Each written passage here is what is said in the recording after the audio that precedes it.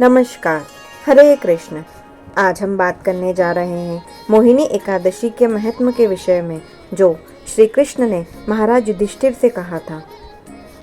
श्री कृष्ण कहने लगे कि हे धर्मराज, मैं आपसे एक कथा कहता हूँ जिसे महर्षि वशिष्ठ ने श्री रामचंद्र जी से कही थी। एक समय श्री राम बोले कि हे गुरुदेव, कोई ऐसा व्रत बताइए जिससे समस्त पाप और दुख का नाश हो जाए।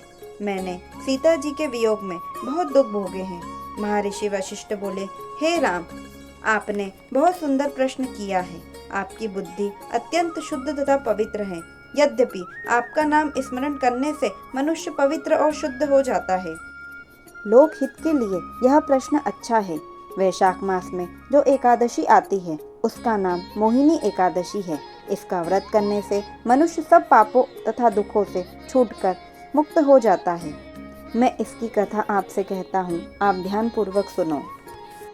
सरस्वती नदी के तट पर भद्रवती नाम की एक नगरी में शतिमान नामक चंद्रवंशी राजा राज करता था। वहाँ धन धान्य से संपन्न व पुण्यवान धनपाल नाम का वैश्य रहता था। वह अत्यंत दयालु और विष्णु भक्त था। उसने नगर में अनेक भोजनालय, प्याऊ, कुएं, सरोवर, धर्मशाला आदि बनवाए थे। सड़कों पर जामुन, नीम, आम आदि के अनेक वृक्ष भी लगवाए थे। उसके 5 पुत्र थे, सुमना, सद्बुद्धि, मेधावी, सुकृति और धृष्टबुद्धि। इसमें से 5वां पुत्र धृष्टबुद्धि महापापी था। वह पितृ आदि को नहीं मानता था।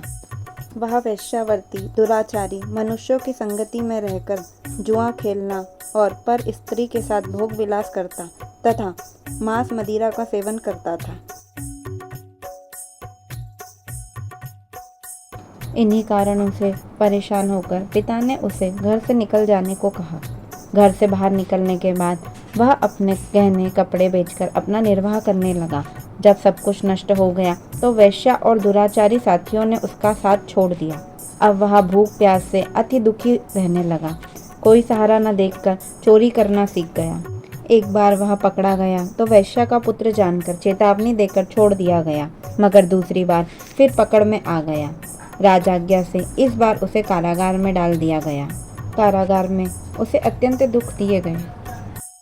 कुछ समय पश्चात राजा ने उसे नगरी से निकल जाने को कहा। वह नगरी से निकलकर वन में चला गया।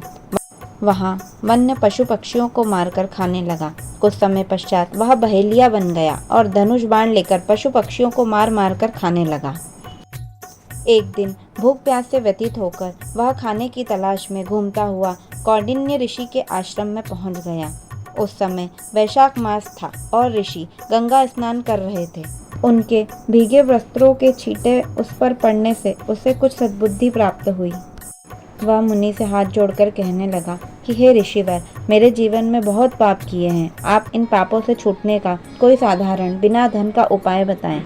उसके दीन वचन सुनकर मुनि ने प्रसन्न होकर कहा कि तुम वैशाख शुक्ल पक्ष की मोहिनी नामक एकादशी का व्रत करो। इससे समस्त पाप नष्ट हो जाएंगे। मुनि के वचन सुनकर वह अत्यंत प्रसन्न हुआ और उनके द्वारा बताई गई विधि के अनुसार व्रत किया। हे राम, इस व्रत के प्रभाव से उसके सब पाप नष्ट हो गए और अंत में वह गरुड़ पर बैठकर विष्णु लोक को गया। इस व्रत से मोह आदि सब नष्ट हो जाते हैं। संसार में इस व्रत से श्रेष्ठ कोई व्रत नहीं है। इसके महत्व को पढ़ने से अथवा सुनने से 1000 गौदान का फल प्राप्त होता है। हे युधिष्ठिर, मनुष्य को अपने कल्याण के लिए सभी एकादशियों का व्रत विधि विधान से पालन करना चाहिए और अंत में मोक्ष को प्राप्त करना चाहिए। हरे कृष्ण।